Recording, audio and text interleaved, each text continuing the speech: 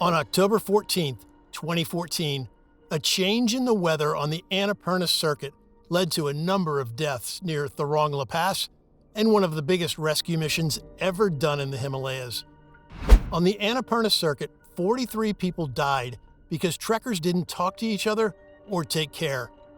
The event was a sad reminder that death could happen at any time on the Annapurna Circuit.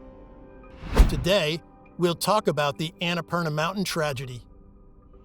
One of the most well-known trekking routes in Nepal and the rest of the globe is the Annapurna Circuit, which includes the Annapurna Base Camp Trek.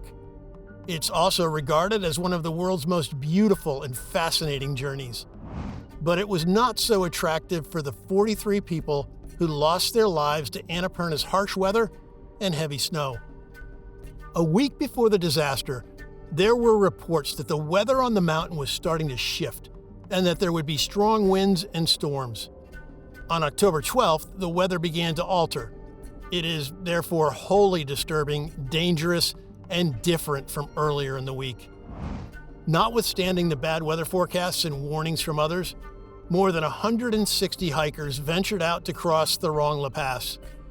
In the morning, there was already 20 to 30 centimeters of fresh snow at high camp on the east side.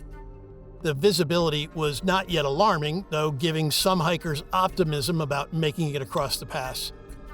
The wind increased in speed at first light, and people began to worry about their current predicament.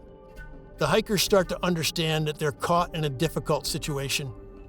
While going around on the east side now necessitated going backward and directly into a headwind. Compared to continuing with a tailwind up to the pass, this seemed much worse. The most challenging circumstances were at the top of the pass, where the wind was strongest.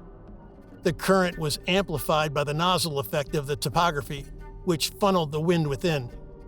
According to reports, the wind chill was less than minus 50 degrees Celsius. The pilgrims were already exhausted and worn out because the pass was the culmination of their circuitous route. While many of the trekkers took longer than the usual 3 to 5 hours to cross, placing them in an even more hazardous condition, they were at even greater risk. Those who struggled to adjust to the climate here also dealt with the effects of altitude sickness. These signs included a marked reduction in performance, faintness, nausea, and an accelerated heartbeat. These circumstances are unfavorable during a storm, with significant precipitation, 0-meter visibility, and below freezing temperatures. The climbers had to contend with far harsher conditions when they came down the west side. The vision was practically non-existent there, and the snowfall was between 1.5 and 2 meters high. In this case, snow was plowed from east to west across the pass. There are orientation poles on the valley's western side. By mid-afternoon, conditions improved and visibility had reached about 300 meters. But many still had to make the difficult journey. Those who were not walking through waist-high snow near the pass had to take extra care to prevent slipping on the melting snow and harming themselves. It was clear that climbers would end up in a dangerous predicament because rescue teams were unable to access the location. Rescue workers would not have been able to reach climbers and residents even if they had been able to come immediately without being hindered by the storm. This occurred due to the storm's damage to the electricity grid, phone lines, and cell phone networks.